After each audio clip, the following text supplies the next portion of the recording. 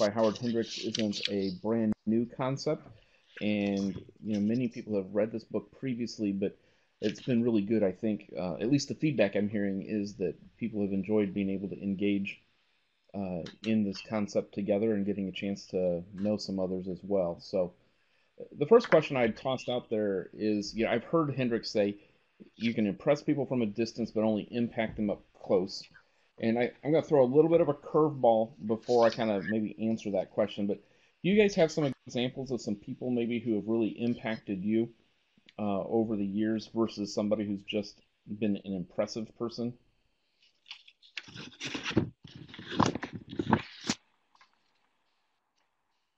Who's going to go first?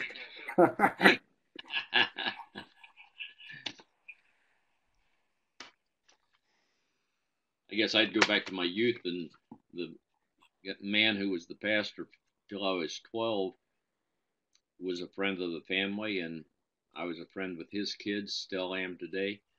But I saw him in a lot of different kind of situations. Gave me a passion to be a pastor like he was. Yeah, I think for me, initially my father, who discipled me, led me to the Lord, and then infused in my heart the desire to reach Muslims. Several mentors, different stages of life, several CBI or now World Venture missionaries who served in our area in Pakistan. And I think from one like Johnson, who was my mentor, I learned from him the importance of even one lost soul. And it was not through his lectures, but it was him walking with me, taking me to different villages. Even if one Hindu or Muslim is open to hear, taking few hours even to share the gospel with him. So I think that visual that I have, from him and his passion has been with me since then, since very early in my life. I had a Sunday school teacher as a young boy who not only taught the scriptures on Sunday mornings, but he kind of invited me into his professional life as well. And so he was basically practicing good business ethics and Christian principles, and would share with me instances where he handled situations well. And so just him investing in me and seeing someone, not only just talked about faith on Sunday, but also as a learner, learning to teach a lesson as well as expressing it in business practices, to me was highly impactful. I loved the fact that my father but I never saw him in a work context, and he worked in a factory, and just this area that he never went there when he came home. But with my friend Arnell Fass, I got more of a 360 view of what Christian ministry and mission was. A person that was very proud. That's good. And then Tony has put here about how Bill Thrasher's had an impact on him, and also Jim Coakley, just the balance that they had of the theology as well as putting that into practice. And I think that's a really good for us to think back on maybe some of those professors that we've had in Bible college or seminary or in doctoral work that have really been able to do that. So I think that's really good to be thinking about some of those.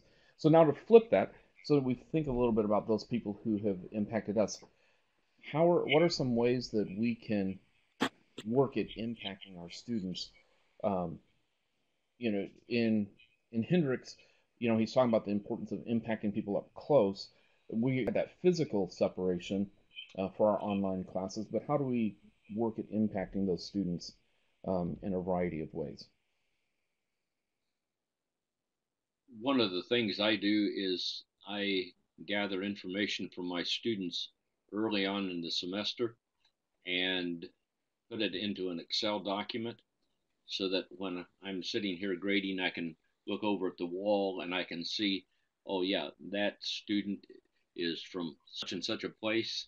He goes to a church that's this size, and he's been married for 20 years or 6 months or 1 month, and it just helps me to understand how they respond, but it also gives me a forum to interact with them about how their life is going as well as their ministry. And have you found that to be helpful when you're teaching more than one class at a time, then to be able to kind of keep students straight, or the students from this term and last term straight? Or Yes, it certainly is. The Excel sheet is just a real lifesaver. I jumped in the middle of a class, and one of my frustrations is that it just ended as I never really got to know those students very well. Didn't know where some of them lived or how they were involved in church ministry. So I felt hindered in being able to connect well with them. that's good. So they're able to feel that. We've used at Moody distance learning that whole presence, talking about what kind of presence are we giving. I think that marries well with this idea of impacting students by having that presence while we're there. Are there some other ways that you guys have been able to, really impact the students in the classes that you have? I think, initially the community posts are very important, and we have a record of their lives and introductions and responding to each. So in the very early stage of at least the course that I have, or on multiple times, you get to know them, and then the communication is through email or phone call or others. Some things that they're not able to post. You encourage them in our direct communication through email or some other means also. And over the course, we follow each other through prayer requests and other things, and do life together, so to say, in many different ways. And I think that's again an area. Oh, go ahead, Tom. Go ahead. I was just going to mention in my Moody classes I've been teaching for the last year that as I went through the faculty training, I've been very aware of the presence priority. I've really tried really to connect with students, and it's kind of like they want to hide behind the technology. I want to engage with them and posting videos and texting, but they don't necessarily want to come out of their closet. I find that I put a lot of energy because I wholeheartedly want to be active as an instructor. I do have relationships with them, but that's been a little baffling to me, including the current class I'm wrapping up right now. There's a sense of distance that they're enjoying and not being as interactive. And that's a leadership class where they really need to be interacting with people to be good leaders, huh? Right. For me, I mean, this is true confession time, but I had a friend who harassed me for about 3 years telling me that I needed to teach online. And I always had that standard, no, I want to interact with students in a real way. And I want to see my students and talk to my students. And you can't make a difference when you're teaching online. And so he and I had this discussion for about 3 years as he was really becoming more and more forceful, saying, Andrew, I think you do really well at this. And, it's been fun for me to see how that's changed in my own life, to be able to see how we can have that impact in students. And sometimes it's in that course content that we're teaching, or, as some of you already mentioned, that it happens at a later point in time when, a student, 6 weeks after the class is done, or 6 months, or a year after the class is done, gives you a call and says, hey, I encountered this situation, can you help me with this? And I think that's a fun aspect of what we're able to do too, and to be able to impact those students. Let's jump into another question here. As we teach our students, how do we help them get meaningful and maximum involvement with the concepts that we're trying to teach them? And again, that's Hendricks is saying, that you needed to get them to interact with it more than just on that surface level. So what are some ways that you guys have been able to help your students dig deeper?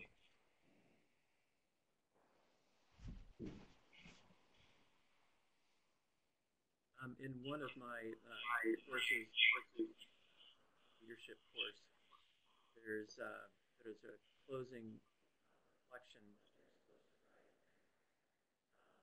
essentially summarize some of the things they learned in that course. So I added a little dimension to it. Asked them to write 4 lines that could be applied to a song, or 4-line to summarize some of the key theories, teams, and organizations that could be 4 lines that have been applied. Something that has meaning to creatively pull out the different side of the brain. Maybe a different sensory experience. that could be the most. Mm-hmm. I come on early in the class on the importance of stimulating discussion.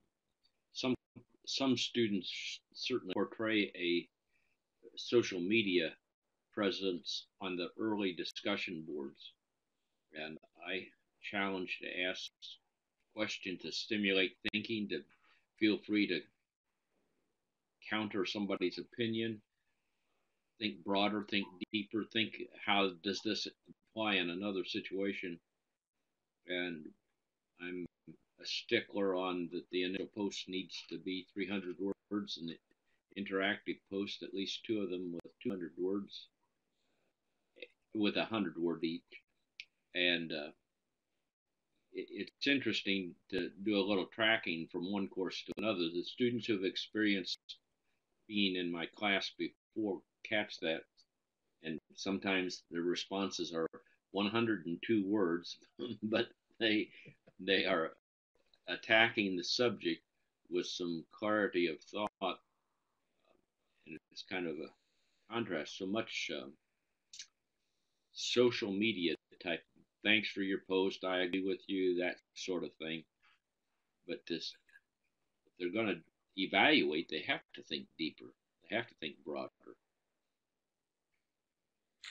Yeah, I think for me also, the initial discussion post and interaction with that post personally, as well as at least in the present course that I'm teaching, theology and practice of intercultural ministry, it has been fascinating to see, a couple of people have responded, and when you interact with each other also and respond to each other's posts, how they bring in so many different things that were not probably part of the initial post. So at least, it's all a learning process. Initially, well, you posted, you respond. But at least in this course, I'm learning, and maybe it is because of the topic of, child prostitution and trafficking and all those things. And it is fascinating to see how different people respond and then have interaction, and then you interact with not only the initial post, but also with other people at the same time. So in this course, there has been a very, I will say, positive and a good learning experience for me also. I think that's good to again challenge, because we hear about many of our students or many people in church aren't able to think through their theology, or wrestling. Again, if you go back and you look at people in your church's Facebook pages, man, I'm constantly shocked at the kinds of things that people who I think, they're a small group leader there, should be thinking about this issue more deeply, and they obviously aren't. if we can help our students start to think, more deeply on these topics we're teaching them, I think that's really, really good. How do you jump down here to another question? Um, when students have assignments that are based on activities that they've done, like maybe a spiritual retreat or preaching a sermon or an interview with a spiritual leader or visiting a congregation, or I guess, Samuel, you've had a couple classes where it's not even a congregation, it's like they go to some kind of a Yeah. Muslim Mm-hmm. event or whatever. Yeah, so how do we properly help evaluate that so that they can learn from that activity versus just, yes, I went to the mosque and it was different than First Baptist Church was, and I check it off my Yeah. list. How do we help them really do that? I think, for me, Andrew, I mean, certainly they have to write a response or reflection paper. But then my follow up with that is also, okay, fine, you did go to the mosque, this is what happened, and how would have you responded if something would have happened differently? So give me your perspective, or why was it different than a Bible church, or what struck you? So don't give me this, well, I went and I had lunch with the imam and this and this and this, but what was different? And I think maybe pushing them a little bit more further or more deeper. Give me a comparing and contrast. Why is it different than our sermon? If you're going for a Friday prayer or whatever, what struck you? I mean, I think mostly if it's a mosque, I think the first thing is, well, you don't have women and children. So generally speaking, I mean, that was a shocking thing. And sometimes it is, it was very different. There was no music, or there were no benches and all those things. So kind of encouraging them a little bit more, not them, this is what you should expect. Or, I mean, I understand cultural, especially if a female is going, I always, remind her that please don't go alone. Make sure that you have preferably a male person with you, pastor or friend or however, but even two girls should not go, depending on where you are. So I think probing them more in the reflection paper, and then me having a conversation with them after that, at least I know, okay, fine, you did get it. And at times, they are very open to share their frustrations or shock or just fear. A lot of time fear. That's what I was thinking about when you were saying that. I asked them how did they feel when X, Y, Z happened. Elaborate on that some more. Yes. I'd like to understand better. Yeah. Because, I mean, 5 pillars, this and that you know. I mean, you can pick it up from internet or whatever. But what was the actual feeling as compared to a Christian, a church service? And I tell you, a lot of times they say, I just felt empty. I just felt oppressed. I could sense oppression and all those things. So then you just say, I just walk with them individually and say, well, these are valid feelings, or I felt scared. And that's a valid feeling also. How did other people feel, you think? That'd be a good question for them too. Yeah. Sure. How did the regular attenders feel?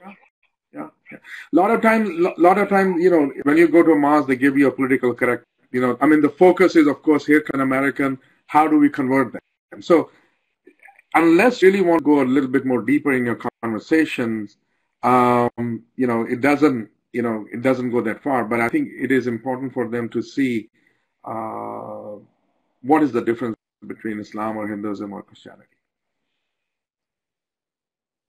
Well, maybe we should invite you down to Bloomington Normal, and you could go to. We have both an Indian mosque and an Indian Hindu temple, and we could have Tony come up, and my dad and I would all go together, and then we would at least be walking in with.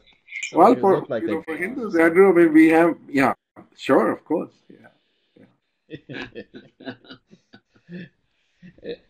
Now, Tony, you mentioned here that most of your classes don't have, like that real practical assignment. Do you think that I threw in a non-question question in here, number 10?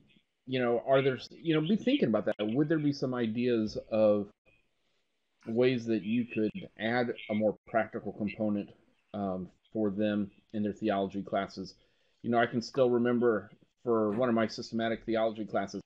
I grew up in a little farm town in central Illinois, and I went to Moody, and we had to, for systematic theology class, had to go and do these surveys on what people thought about God.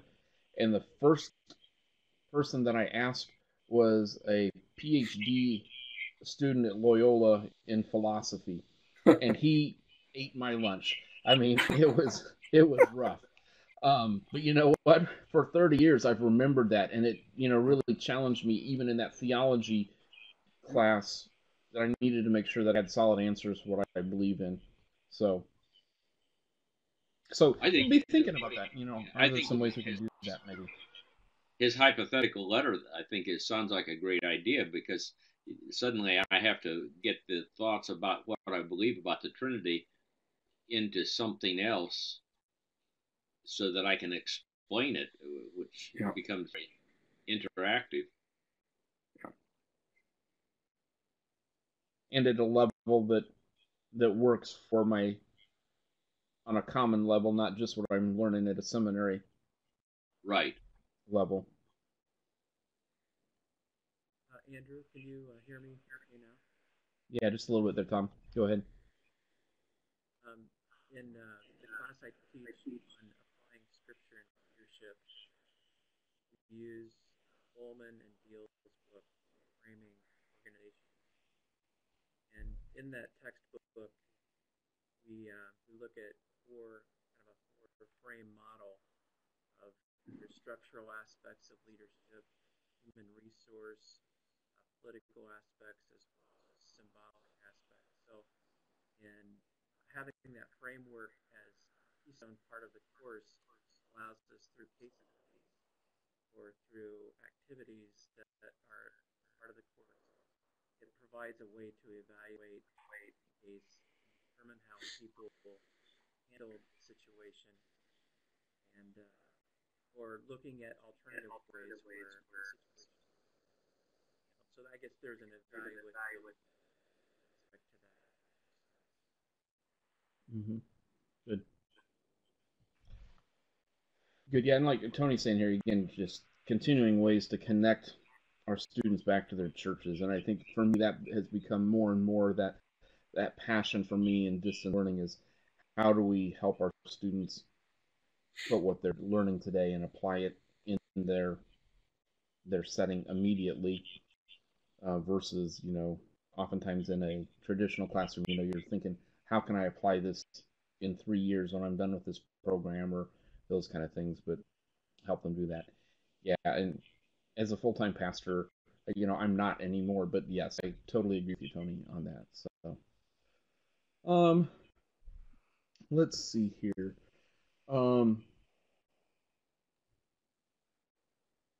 Let's see, on page 57, Hendricks talks a little bit about, we can learn from doing the right thing or learn from doing the wrong thing. And I'm sure we all know some people who haven't learned from doing the wrong thing and they keep doing it. And are there some of those things that you've learned over the years from doing something the right way or not doing it the right way? I was in a church out in the Quad Cities for about 9 months. I've often said I learned more about how not to do church in those 9 months than I learned how to do church the right way, at Bible school or seminary. Just a terrible experience. But have you guys, what are some ways that you've seen learned either from doing it the right way or the wrong way? Well, Andrew, let me go first. I think one of my earlier challenges was, discussion group, and I think since you coached me and kind of walked with me and taught me and affirmed me, I think that has, over the years, that has been very, very helpful. So I think now at least I know well how to respond, when to respond, and to kind of more engage. I think my challenge is that maybe I'm too soft at times. Maybe, I don't know, because of my culture, and I think maybe at times over compassionate. And I'm learning a lot from my TA this time. who is a Moody grad, and now he's at Trinity, and he's assisting me in my other course. And I told him, I said, papers I can read and grade, but keep an eye on the discussion because that is my weak point. And at times it's very difficult for me to, to be sympathetic or whatever. So you learn. I mean, you learn over the years in many different ways. I think constant evaluation is helpful, and maybe a measured compassion, and is also helpful rather than allowing just students who just do what they want to do. Setting some boundaries is helpful too. That has my weakness. Don't you think, though, Samuel, that there are two groups of students: one who are really eager to learn, and then Yes. those that want all the sympathy in the world. I had a long weekend, so I couldn't post, and all those kind of excuses. Yes. Somehow to sort out, I need to be hard nosed with those that are making excuses, and energetically enthusiastic and encouraging with those that are earnest students. Yeah.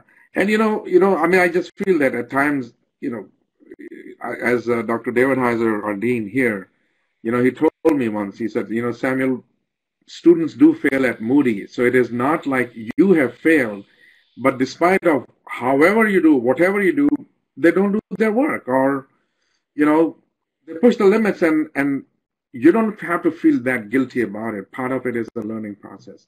So I think I'm beginning to learn. I cannot say that I'm there yet, but I think my weakness is that at times I just consider it my major failure. What could I have done a little bit more?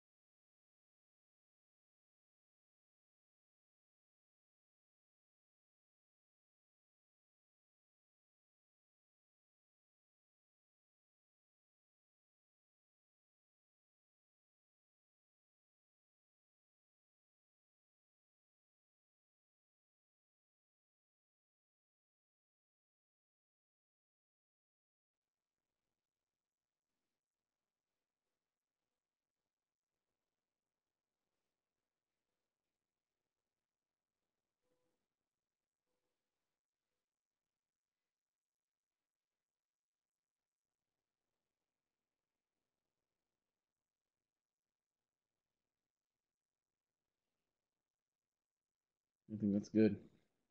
Yeah, and I think there are a lot of those things that are maybe not in them for us that we can help our students learn. That's not just in the book. I've This week I've had several of these emails that have come across my desk about a student whose dad died during the course, or student whose church had a major crisis that they were involved with, or those kinds of things that to help happen him. in the lives of our students. And are there ways that we can help them learn, and walk through that? And I had a student once who called me and said, "Hey, I know that this isn't anything to do with this course, but he was a young pastor, like Tony said, he's that 20 something pastor. He was in like his third or fourth class at Moody, and the bishop's wife died, and they wanted him to do the funeral, but he'd never done a funeral before. And so, he called to say, can you help me walk through how to do a funeral and how to, do the various steps with this?"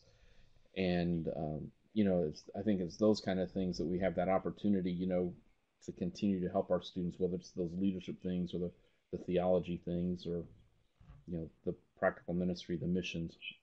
So, I think there are a lot of those things that we can do. I think I think it's the process of learning to ask questions.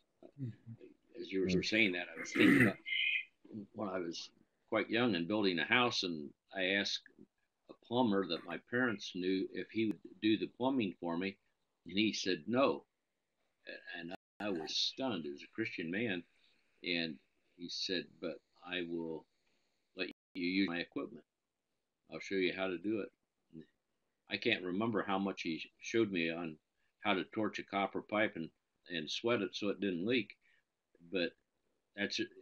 He answered my questions, and of course you walk away from that as a 20-something-year-old and saying, "I wish I would have asked more questions." But by asking someone else from another perspective, we can learn so much.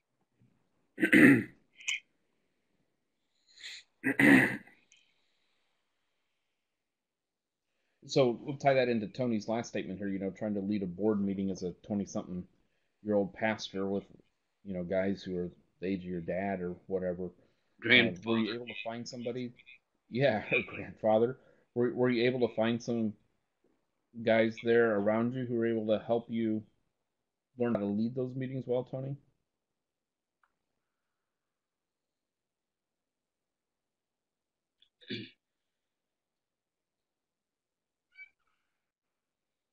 Training through, he is part of the Harvest Bible Chapel network. So,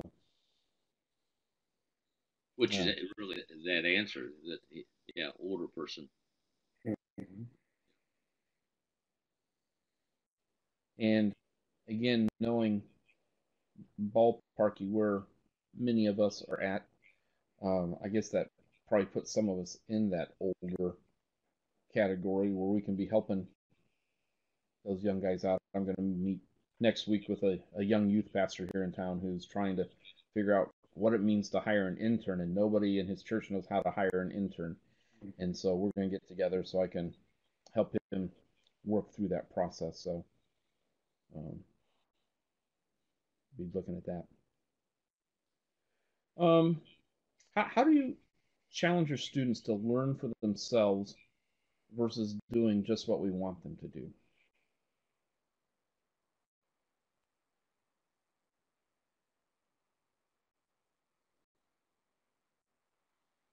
I mean, I hope that as you teach students, your ultimate goal isn't just that every student gets all five pages written on that 5-page paper, or that they meet the bare minimum requirements of the discussion board. So how do we continue to challenge them to dig deeper? Samuel mentioned it earlier, sometimes in his discussion boards you have people who will bring up stuff from the outside. How do we keep doing that? Okay, so Tony talks about critical thinking essays. That's good. Yeah, not just regurgitation. One of the things I'm working on is to get students to utilize citations in papers that they write rather than than just writing off the top of their head. Some people are really good at producing words and making the 3-page length or whatever it is done, but it's all regurgitated thought from previous experiences, no expansion. One of the classes I have an assignment, they are to spend an hour on the internet to discover additional resources on maintaining spiritual health and vitality. Well, my first time through running that, I found a number of students who said, well, I've enjoyed such and such for a long time, so that's one of them. And I also like to hear this preacher, and that's another one of them. So I have rewritten the question to say this is to expand your basis and try to find additional ones. I think for me, it's, after a major project or whatever, time for personal reflection.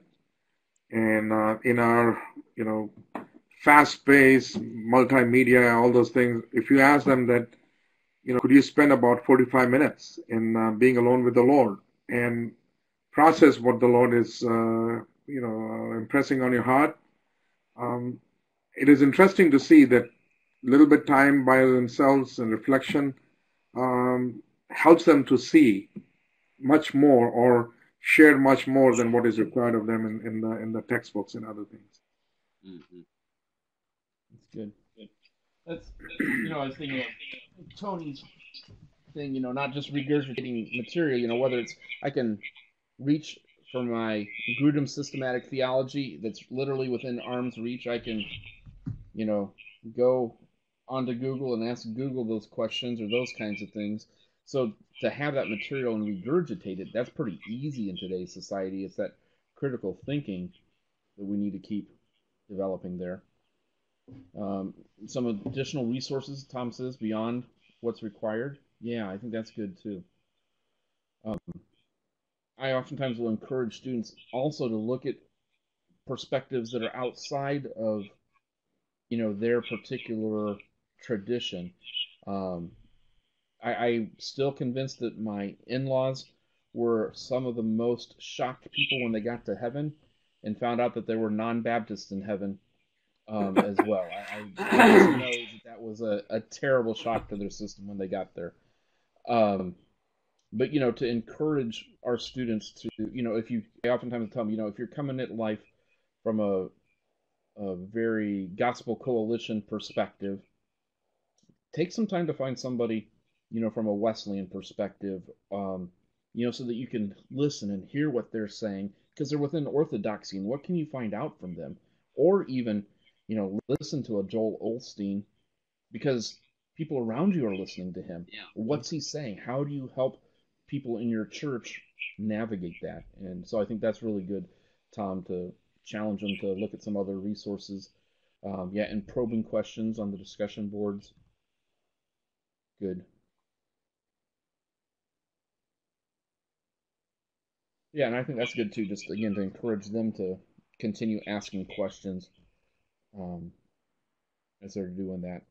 Again, our students come from a variety of, backgrounds. I here a couple of years ago, I seemed to have a whole lot of students from the Pacific Northwest that were coming out of Calvary Chapel backgrounds, or were in Calvary Chapel backgrounds. Well, that's a whole lot different perspective than somebody who's coming out of a more Presbyterian gospel coalition side, or those kind of things. And so again, I think our students can do that peer-to-peer questioning as well, if we make that a safe place for them to push and ask those questions.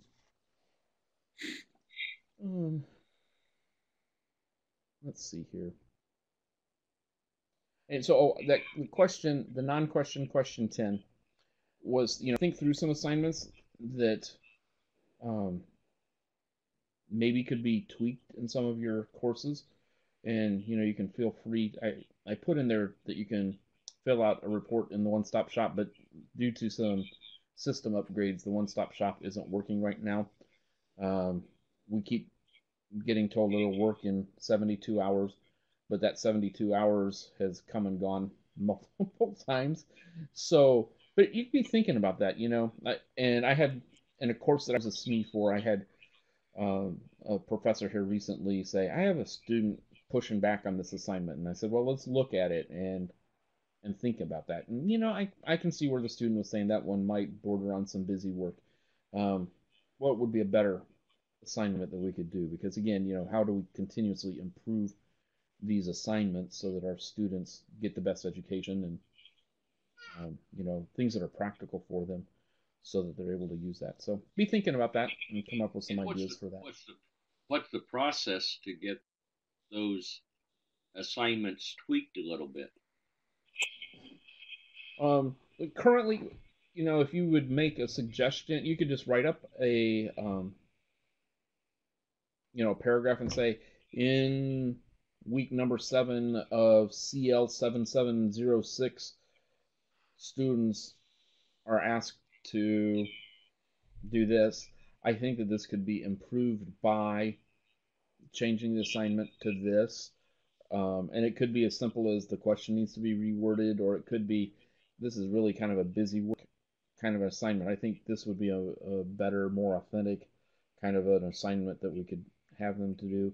And you can send that to MDL production at moody.edu. That's the current path that we have to work on those that way. So the other one stop shops back up and going again.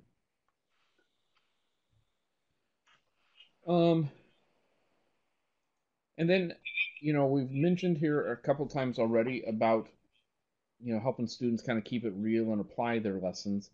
Um, maybe this would be just a chance where you can share some of the things that you've seen where students have been applying their lessons. Any suggestions like that? There have been some times I wanted to tell a student shape up, and I thought, well, I better not do that. And I wait a few hours, and another student says, "You're not talking reality. What would you do in this?" And I've been thankful for those opportunities, but part of that's just to learn that balance between barging in and hanging back. Yeah, totally. I think for me also, initially it used to be that, well, I have to kind of maybe not confront or at least respond in a different way, but I have begun to wait maybe, as you just mentioned, for a few hours or maybe a half a day and see what others do, that others will respond. And then it helps us to kind of, putting things together from our perspective. That really helps also. Good.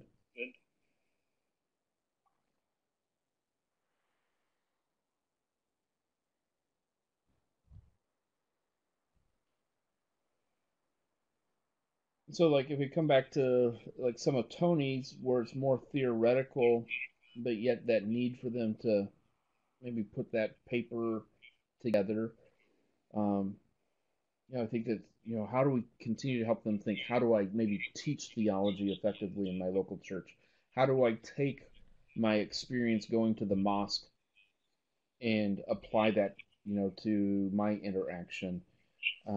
More than, well, I just, you know, this is an assignment I did, but how does this change the way I pray for my Muslim friends? How does this change the way I invite Muslims over? How does this change, you know, how I serve those people around us, or those kind of things? And I think that's part of um, that constant work that we get to try to help that make a difference in their lives and in the lives of their congregations, and helping them to understand that they are really becoming stewards of the information that they're getting, um, and so that they are able to share that with others that are around them as well, so that they're that beneficiary of that. I think that's good too, Tony. Just that being careful with how they write and preach. It's good.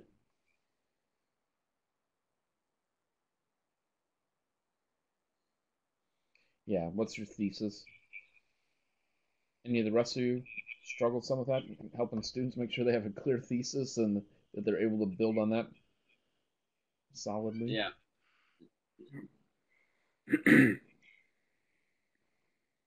That's on many occasions I've told students, I need you to go back to your high school English teacher and tell him or her thank you for helping you learn how to write well. You did an outstanding job on this paper, and you should give somebody some thanks for helping you in that process. Well, good. Well, we've been together almost an hour, and I know many of you have other things you can get to and get work on, but I really appreciate you taking some time to invest just to be able to talk a little bit more and to interact more, again, about the content of a book, but yet how that impacts our students, and then just the chance for us to interact together as well. So thanks again. And if you have other questions, please feel free to let me know. And then Janet, is this the right survey on the left for them to fill out that they attended? We don't have a survey link.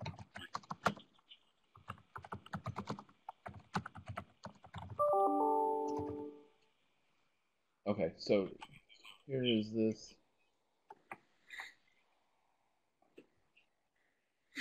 I think we have a survey thing on the left in the discussion notes. On the left. Is that the right one? Yeah. Oh, yeah, we have it now. Yeah. Oh, okay. Yes. Yeah, it's there. But again, ask some questions. We've tweaked some things based on other comments that people have made, and we appreciate you being involved.